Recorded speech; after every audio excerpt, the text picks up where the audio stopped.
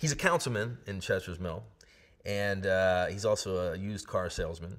But what he really is a wannabe dictator. And the Dome, where it frightens everybody else, to Big Jim, it's an opportunity. It's an opportunity to take charge. And he sees it as his chance to save the town. And that's what he starts doing.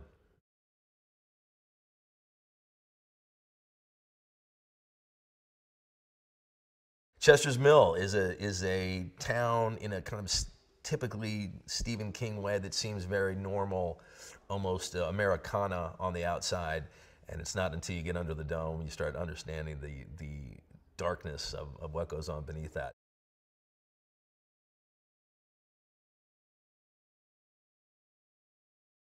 Big Jim is at his car lot when the dome comes down, and his reaction is to immediately go to the scene of there's a big crash that occurs, and Big Jim takes upon himself to immediately go there and start dictating, start trying to be in charge of the town.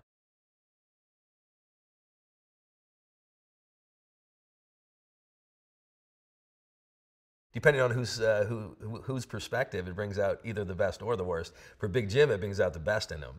He's the only guy who seems like he's not afraid of the dome, or afraid that the dome happened. He's in fact glad. He sees it as an opportunity to finally get to exercise his will and his power. So to Big Jim, that brings out the best in Big Jim. I think to some other people, they might think that's the worst.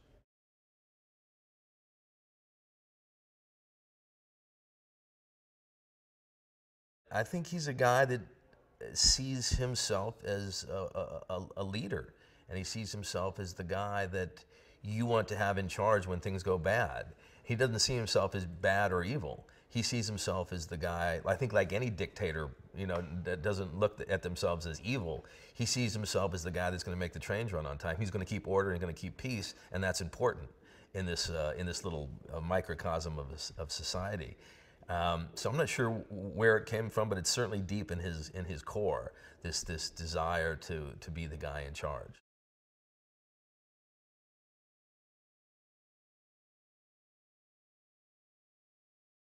I've read some over the years. I've seen all of his everything that's been made into movies and TV shows. I'm debating whether I should read the book Under the Dome. I have it, and so far I'm deciding not to because the scripts are different per the producer, per Stephen King himself.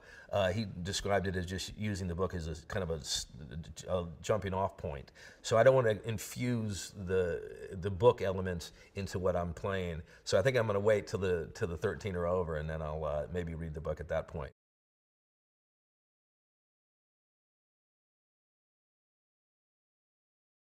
Knowing that Stephen King and Steven Spielberg are producing it, at that point you really only have one answer, which is yes. And it was completely different from a character that I'm coming off in Breaking Bad. Both the character was 180 degrees different, and the genre was a whole different kind of thing. So it was real appealing to me to do something completely different.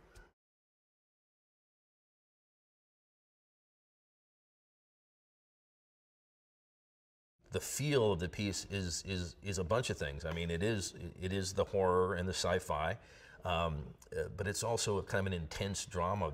The characters are really what drive the show. It's not so much sci-fi-ish, although you touch on it a bit with the Dome, but really it is about these characters and this civilization, this small little Chester's Mill, and how these people interact.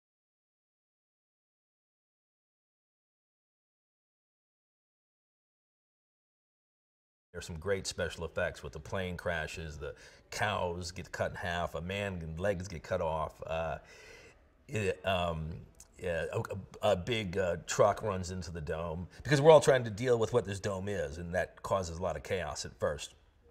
But ultimately, it kind of segs more into a show that's about these people and how they're going to react to being stuck under this dome, and that's what we see as the series progresses.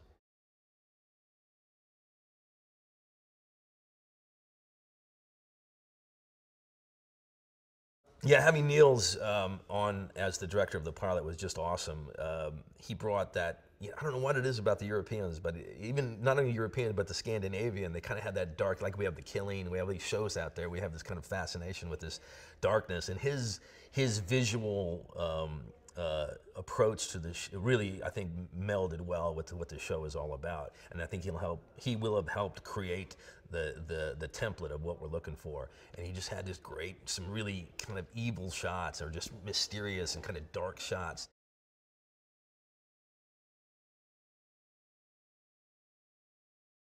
The writers on this are phenomenal. The producers, Stephen King, Steven Spielberg. I mean, you can't ask for a greater talent pool to be associated with. So it gives you a real comfort as an actor that you can come on and you have some great people. And they are really what make a TV show great. I mean, the cast is important, but you need to have great producers around you, and it's a phenomenal group.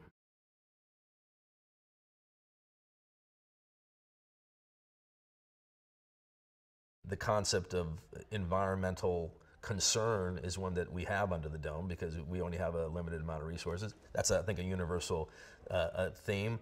But more than that, I think it's a political thing. Firstly, certainly from Big Jim's point of view, it's a political story. It's a story of how we kind of manage to live in a society, for better or for worse, when that thing is all we have.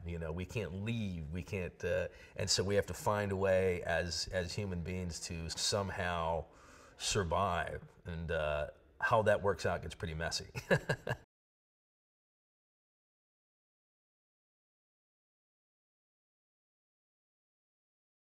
The appeal and the universal appeal about Under the Dome is that we're always thinking as human beings of like this big thing that's going to happen. And when I was growing up, it was we were going to get nuked. Now it's terrorism. We're always seem to be fascinated by the fact that we're always just on the edge of civilization just going to hell.